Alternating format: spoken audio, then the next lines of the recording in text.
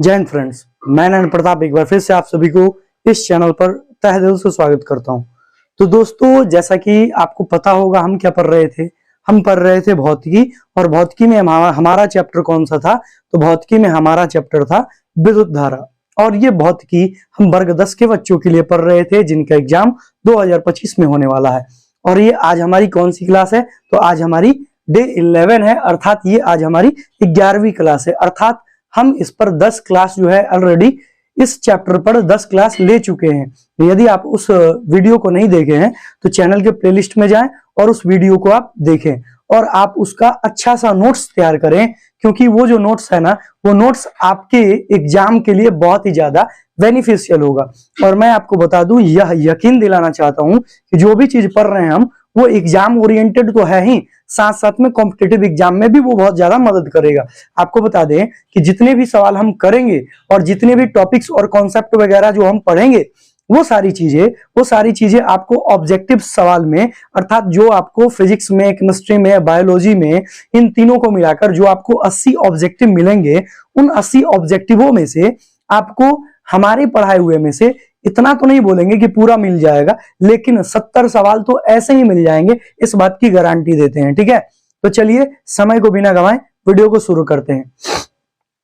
तो देखिए, हम क्या पढ़ रहे थे लास्ट क्लास में? हम जो पढ़े थे, उस लास्ट क्लास में पढ़े थे हम समांतर क्रम संयोजन पढ़े थे। और समांतर क्रम संयोजन के कुछ जो पॉइंट्स है, उन पॉइंट्स को हमें देखना है। समांतर क्रम संयोजन को समझते हैं, और इसको समझने के बाद हम फिर आज समझेंगे कि इसके बारे में विद्युत धारा का ऊष्मीय प्रभाव क्या है, इसके बारे में समझेंगे।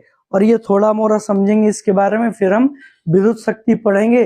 लास्ट मुझे लगता है कि 2 या 3 क्लास में यह चैप्टर हमारा पूरी तरह फिनिश हो जाएगा। ठीक है, तो देखिए मेरे भाई, समांतर क्रम संयोजन किसे कहते हैं? तो हम सिंपल बोले थे कि वैसा संयोजन, क्या बोले थे? वैसा संयोजन जिसमें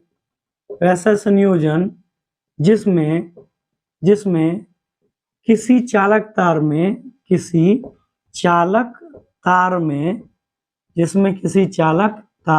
में जुड़े हुए प्रतिरोधों के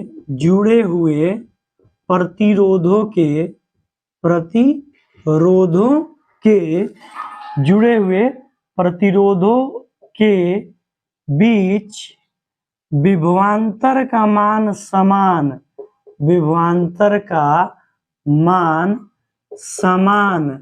किंतु मान क्या होता है? समान। किंतु विद्युत धारा क्या होती है? किंतु विद्युत धारा अलग अलग होती है। विद्युत क्या होती है? विद्युत धारा अलग अलग स्क्वायर लिख दिए हैं, होती है। क्या कहलाता है? समांतर क्रम संयोजन कहलाता है। और इसकी हम लोग परिभाषा, समांतर क्रम संयोजन कहलाता है। ये थोड़ा सा फास्ट इसलिए लिख रहे हैं क्योंकि ये हम लास्ट क्लास में पढ़ चुके हैं। समांतर क्रम संयोजन कहलाता है। क्या कहलाता है? समांतर क्रम संयोजन। ये हमारा टॉपिक था, लास्ट में पढ़े हुए थे। और फिर पढ़े थे कि मान लीजिए समांतर क्रम संयोजन का मतलब क्या है? तो एक साथ बहुत सारे प्रतिरोध जुड़े होंगे। ऐसा नहीं है कि इसमें केवल 3 ही होगा, इसमें 4-5 भी प्रतिरोध हो सकते हैं। ठीक है, यहां से ऐसे हो जाएगा, यहां से ऐसे हो जाएगा, यहां से ऐसे हो जाएगा, यहां से ऐसे हो जाएगा, यहां से ऐसे हो जाएगा। और ये सारे जो है ना, ये सारे आपको क्या हैं? प्रतिरोध हैं। और ये सारे प्रतिरोध आपस में जुड़ेंगे, और ये प्रतिरोध आपस में जुड़ेंगे। ठीक है, ये जुड़ रहे हैं। और ये किससे जुड़े रहेंगे? बैटरी से जुड़े रहेंगे। तो इसमें हम ये पढ़े हुए थे, ये पहला वाला प्रतिरोध R1 है, ये R2 है, दूसरा वाला, तीसरा वाला R3, चौथा वाला R4 और पांचवा वाला R5 है। ठीक है, तो इसमें जो विभवांतर होगा ना, ये बैटरी का विभवांतर V है, तो याद रखेंगे कि इनके प्रतिरोध का विभवांतर, प्रतिरोध क्या होता है, दो सिरों के बीच जो विभव, दो सिरों पर जो विभव है उस विभव के अंतर को क्या कहेंगे, विभवांतर। तो विभवांतर का मान इसमें नहीं बदलता है, लेकिन जो धारा होती है ना, जो इसमें धारा बहेगी I, वह I क्या हो जाएगी भाई, यहाँ पर अलग अलग हो जाएगी। I का मान क्या हो जाएगा, अलग अलग। जैसे R1 प्रतिरोध के लिए धारा का मान I1, R2 प्रतिरोध के लिए धारा का मान I2 और R3 प्रतिरोध के लिए I3 धारा का मान, इसके लिए क्या होगा I4 और इसके लिए क्या होगा I5। लेकिन जैसे ही धारा जो है इस दिशा में आएगी, यानी कि सारे प्रतिरोध आपस में जुड़ेंगे, यहाँ पर मिलेंगे, तो वो धारा वापस से क्या हो जाएगी I में परिवर्तित हो जाएगी।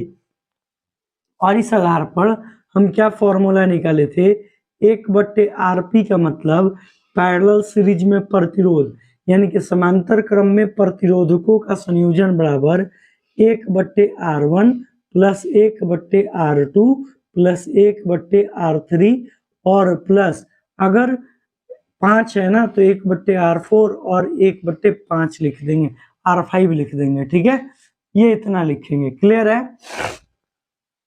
और अगर n प्रतिरोध रहता, मान लो कि प्रतिरोध की संख्या n होती तो डैश डैश डैश डैश जाता और यहाँ पर हो जाता क्या 1/Rn, क्लियर है, ये चीज ध्यान रखेंगे, समझ में आया।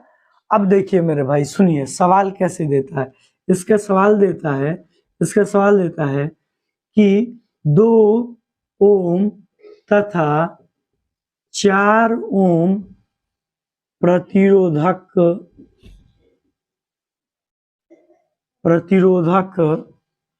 पदार्थ को किसी विद्युतीय परिपथ में श्रेणी क्रम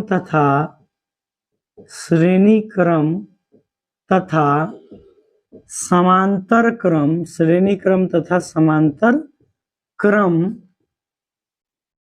में लगाया गया है, तो किस क्रम में समतुल्य प्रतिरोध का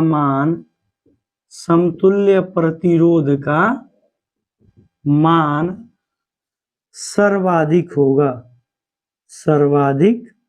होगा। ये सवाल पूछता है ऐसे, क्या पूछ रहा है, 2 ओम और 4 ओम का क्या है हमारे पास, 2 ओम और 4 ओम का हमारे पास प्रतिरोध है और ये प्रतिरोधक पदार्थ को हम किस क्रम में जोड़े हैं, श्रेणी क्रम में भी जोड़े हैं और समांतर क्रम में भी जोड़े हैं। तो कह रहा है कि किस क्रम में समतुल्य प्रतिरोध का मान सर्वाधिक होगा। तो ध्यान दें मेरे भाई, यहाँ पर आप ध्यान दें कि अगर हम जब श्रेणी क्रम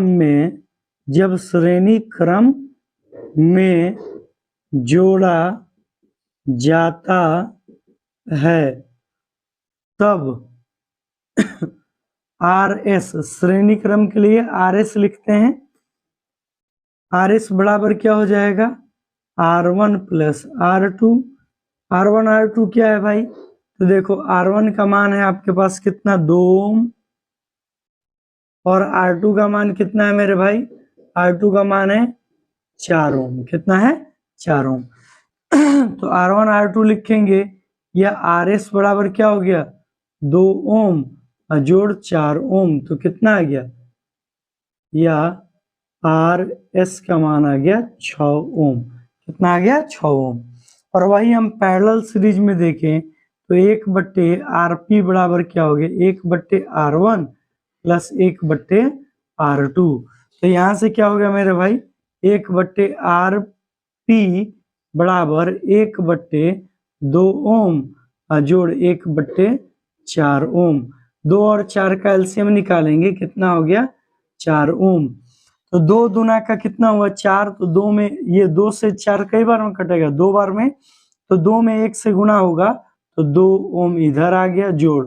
4 से 4 ओम कितनी बार में कटेगा 1 बार में, तो 1 से यहाँ पर गुना होगा तो ये हो जाएगा 1, क्या हो जाएगा 1 ओम नहीं आएगा। अब देखो तो यहाँ से आपके पास क्या मिल गया भाई 2 और 1 3, 3/4 ओम। अब क्या करना है भाई, आपके पास क्या मान आया 1/RP का मान आया 3/4 ओम। करना कुछ नहीं है, उलट देना है, आरपी को कर देना है ऊपर, 4 ओम को कर देना है ऊपर, और 3 को करना है नीचे, 1 को करना है नीचे। और इस आधार पर क्या हो गया RP/1 बराबर 4 ओम बट्टे में 3। और जब आप इसको सॉल्व कीजिएगा आरपी को जब इसे दशमलव में चेंज कीजिएगा तो 1 पॉइंट कितना आएगा 333 आएगा, मतलब लगभग में 1.3 ओम आया। ठीक है, तो आप देखिए ध्यान से देखिए, सवाल पूछा है कि किस क्रम में समतुल्य प्रतिरोध का मान सर्वाधिक होगा, किस क्रम में सर्वाधिक होगा। तो देखो भाई अगर हम श्रेणी क्रम में जोड़े हैं तो RS का मान कितना आया है 6 ओम आया है, और यदि हम इसे समांतर क्रम में जोड़े हैं तो RP का मान कितना आया है 1.3 ओम। इसका मतलब क्या है कि श्रेणी क्रम में जो प्रतिरोध आया है उसका मान क्या आ गया है भाई, उसका मान आ गया है सर्वाधिक, और समांतर क्रम में क्या हो गया है कम। तो कहेंगे कि समांतर क्रम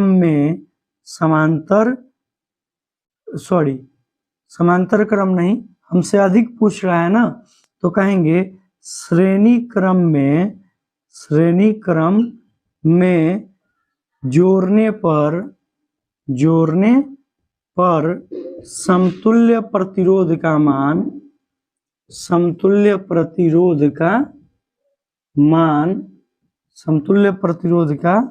मान क्या होगा सर्वाधिक होता है। ठीक है, तो जल्दी से आप इसका स्क्रीनशॉट ले लें, क्योंकि हम इसके अब अंतर को पढ़ेंगे इस श्रेणी क्रम में और समांतर क्रम में क्या अंतर होता है। जल्दी से लिख ले, स्क्रीनशॉट ले लें, ले लिया स्क्रीनशॉट। तो चलिए मिटा रहे हैं इसको। तो चलिए यहाँ पर हम नेक्स्ट टॉपिक जो है हमारे पास वो क्या था, श्रेणी क्रम और समांतर क्रम में अंतर। तो देखिए भाई हम समझा रहे हैं आपको, नॉर्मली बस समझते जाइएगा, बेहद ही शानदार तरीके से समझेंगे। जो चीज अब तक पढ़े हुए थे उसी पॉइंट को यहाँ पर हम कंटिन्यू कर रहे हैं। वीडियो आज की ज्यादा लंबी नहीं होगी क्योंकि रात हो चुका है, दिन में लाइट नहीं आई हुई थी और हम वीडियो नहीं बना पाए थे, इसलिए आधे घंटे का ही वीडियो बनेगा। और आप इसको ध्यान से समझ लीजिए, इस टॉपिक को बताने के बाद वीडियो को एंड कर देंगे, फिर एडिटिंग करना है, फिर टाइम लगेगा। ठीक है, चलिए देखते हैं भाई। तो देखो क्या है, श्रेणी क्रम और समांतर क्रम संयोजन में अंतर पूछ रहा है। तो अंतर की अगर हम बात करें तो ये रहा हमारे पास श्रेणी क्रम, ये रहा समांतर क्रम। आपको जो जो पॉइंट बता रहे उस पर ध्यान दीजिए। इसमें जो विभवांतर का मान है वो क्या है भी। ठीक है, ये बैटरी का विभवांतर क्या है भी। बैटरी से जो बहने वाली धारा है वह धारा क्या है I, और यहाँ पर भी क्या है I। ठीक है, ये याद रखेंगे। अच्छा, इसमें ये है R1 प्रतिरोध, और ये है आपको R2 प्रतिरोध, ये है आपको R3 प्रतिरोध। R1 प्रतिरोध के बीच विभवांतर जो है वो है V1, R2 प्रतिरोध के बीच विभवांतर जो है वो है V2, और R3 प्रतिरोध के बीच विभवांतर जो है वो है V3। क्लियर है, इससे जो धारा जा रही है वो जा रही है और I ही आ रही है, मतलब धारा का मान नहीं बदल रहा है, लेकिन विभवांतर जो है वो V1, V2 और V3 हो जा रहा है। यह ऐसा क्यों हो रहा है, इसके कारण को हम पिछले क्लास में डिस्कस कर चुके हैं, तो यहाँ पर हम उतनी डिटेल में नहीं पढ़ेंगे। आप पिछले क्लास में जाकर आप ध्यान पूर्वक देख सकते हैं। तो ये यहाँ पर विभवांतर भी था, लेकिन यह विभवांतर क्या है, इस प्रतिरोध R1 प्रतिरोध के लिए विभवांतर V1 हो गया, R2 प्रतिरोध के लिए विभवांतर V2 हो गया, और R3 प्रतिरोध के लिए विभवांतर V3 हो गया। ये क्या हो गया V3। ध्यान से देखें, लेकिन धारा का मान जो है वह I है, तो आई ही है, आई जा रहा है और आई आ रहा है, ठीक है, ये बात ध्यान रखेंगे। अब सुनिए इस क्रम में क्या होगा और इस क्रम में क्या होगा। यदि इस क्रम में हम प्रतिरोधों को जोड़ें तो आर एस बराबर होता है R1 plus R2 plus R3, और ऐसा मान लो कि यहाँ पर अगर इसका मान 1 है, इसका मान 2 है और इसका मान 3 है, तो याद रहे कि आप 1 जोड़ 2 जोड़ 3 कीजिएगा तो कितना आएगा 6 ओम, ठीक है, इस चीज को ध्यान रखें। और इसका भी मान लो 1 है, इसका मान लो 2 है, इसका मान लो 3 है, तो इसको हम यदि जोड़ते हैं RP, 1/RP बराबर होता है 1/R1 plus 1/R2 plus 1/R3। तो 1/RP बराबर क्या हो जाएगा भाई, 1/1 ओम जोड़ 1/2 ओम और जोड़ 1/3 ओम। इनका एलसीएम निकालो भाई, तो इनका एलसीएम आ गया 3, और 1 से 3 3 बार में कटेगा तो 1 के पहाड़ा को 3 बार पढ़ेंगे, 3 ही आएगा। जोड़ 2 से 3 ओम जो है यह कितने, सॉरी माफ कीजिए, 1 2 3 का लघुत्तम 6 आएगा, कितना आएगा 6 आएगा। तो 1 से 6 6 बार में कटेगा ना, तो 6 में 1 से गुना होगा तो 6 हो गया। 2 से 6 3 बार में कटेगा तो 3 में 1 से गुना हुआ तो 3 हो गया। 3 से 6 2 बार में कटेगा तो 2 से यहाँ पर गुना करेंगे 2 हो जाएगा। 1/RP बराबर 6 3 9 और 2 कितना हो गया 11, 11/6 ओम। ध्यान से देखो मेरे भाई, यहाँ से आप ध्यान से देखिए।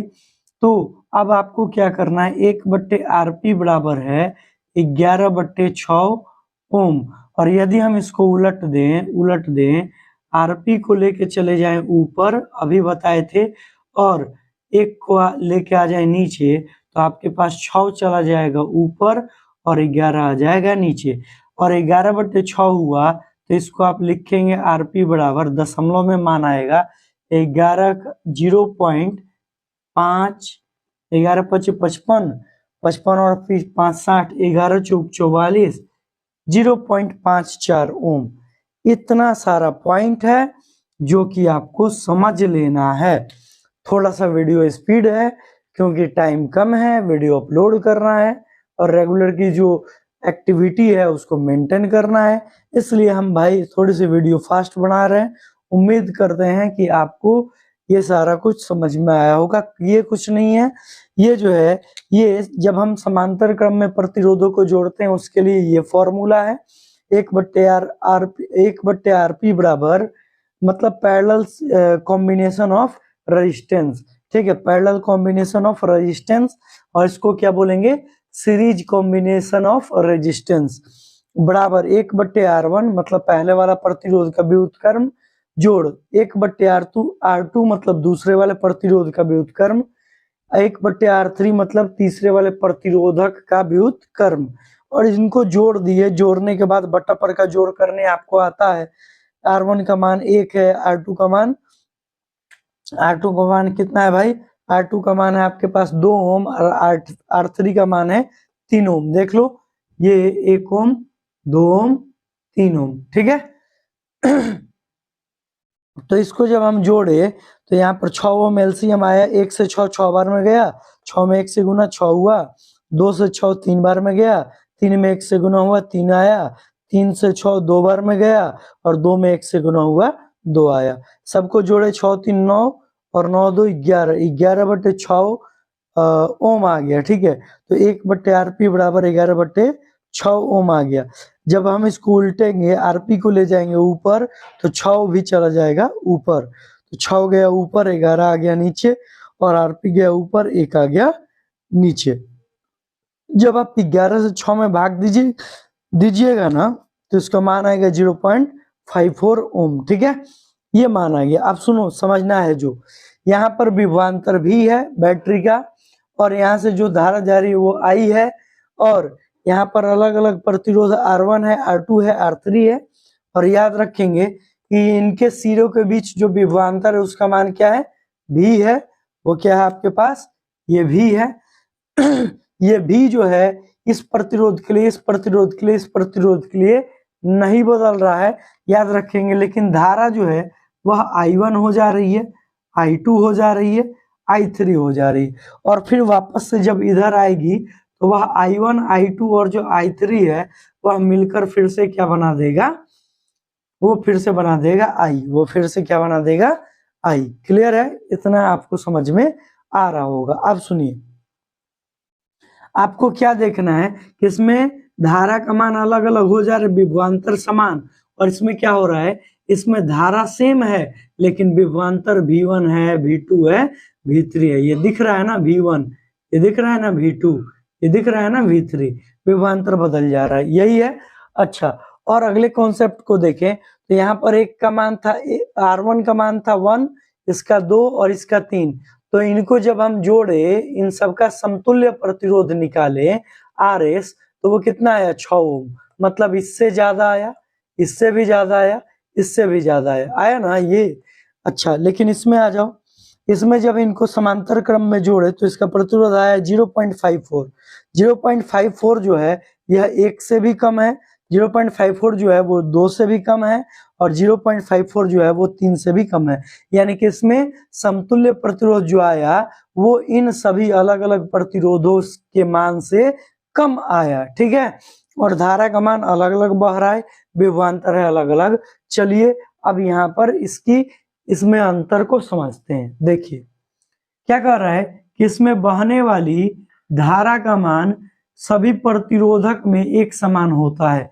भाई देखो, धारा का मान क्या है, सभी प्रतिरोधक में, प्रतिरोधक ये है R1 R2 R3, तो कह रहे हैं कि इसमें जो धारा बहेगी, मतलब हम श्रेणी क्रम में जुड़े हुए हैं किसी भी प्रतिरोध को, तो उस प्रतिरोध के लिए याद रखेंगे कि इसमें धारा का मान क्या होगा, धारा का मान देखो I गया और इन सब से I ही इधर आया।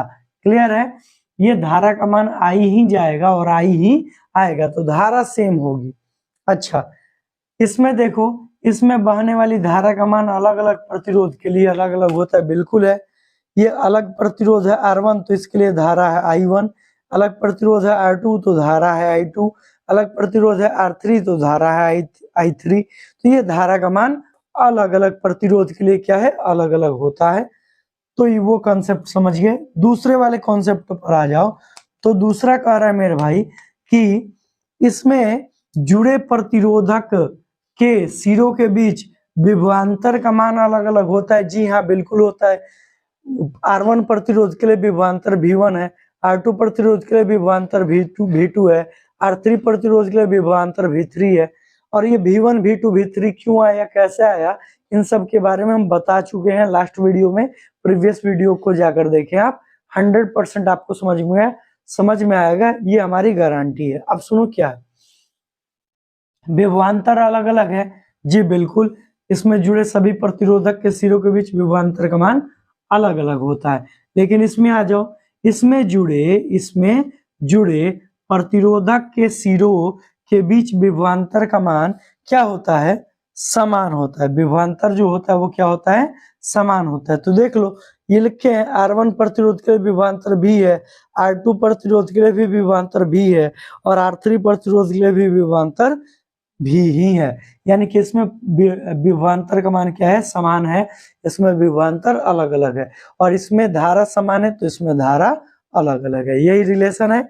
आगे आ जाओ, प्रतिरोधक का समतुल्य प्रतिरोध अलग अलग प्रतिरोधों के मान से अधिक होता है। देखो, जब हम प्रतिरोधकों को जोड़ेंगे तो उसका जो समतुल्य प्रतिरोध आएगा अलग अलग प्रतिरोध के मान से क्या होगा, अधिक होगा। देखो, जब हम प्रतिरोधकों को जोड़ रहे हैं, जब इनको जोड़ रहे हैं तो इनका जो समतुल्य प्रतिरोध आया RS जो है 6 ओम आया, वह अलग अलग प्रतिरोध, जो अलग अलग प्रतिरोध है R1 R2 R3, इसके मान से, मतलब 1 से 2 से 3 से क्या है, अधिक है कि नहीं है। तो वही चीज तो लिखे हैं कि प्रतिरोधकों का जो समतुल्य प्रतिरोध है, उस समतुल्य प्रतिरोध का मान, समतुल्य प्रतिरोध जो है अलग अलग प्रतिरोधों के मान से अधिक होता है। क्या कर रहा है, प्रतिरोधकों का समतुल्य प्रतिरोध जो है अलग अलग प्रतिरोध, अब ये जो प्रतिरोधक है R1 R2 R3, इनका जो समतुल्य प्रतिरोध आया 6 ओम, यह क्या है, अलग अलग प्रतिरोध। अलग अलग प्रतिरोध क्या है, R1 R2 और R3, अलग अलग प्रतिरोधों के मान से, मान इसका क्या है, 1 है, 2 है, 3 है, उससे क्या हो रहा है भाई, अधिक हो रहा है। तो ये क्या है, 6 ओम क्या है, अधिक है, नॉर्मल सी बात है। यहाँ पर आ जाते हैं, इसमें आ जाओ, तो इसमें क्या हो जाएगा मेरे भाई कि प्रतिरोधक का समतुल्य प्रतिरोध जो है, प्रतिरोधक का समतुल्य प्रतिरोध, देखो ये समतुल्य प्रतिरोध अगर निकाले तो देखो इसमें ये R1 1 ओम का है, ये 2 ओम का है, ये 3 ओम का है, इसका समतुल्य प्रतिरोध कितना है, आरपी का मान 0.54।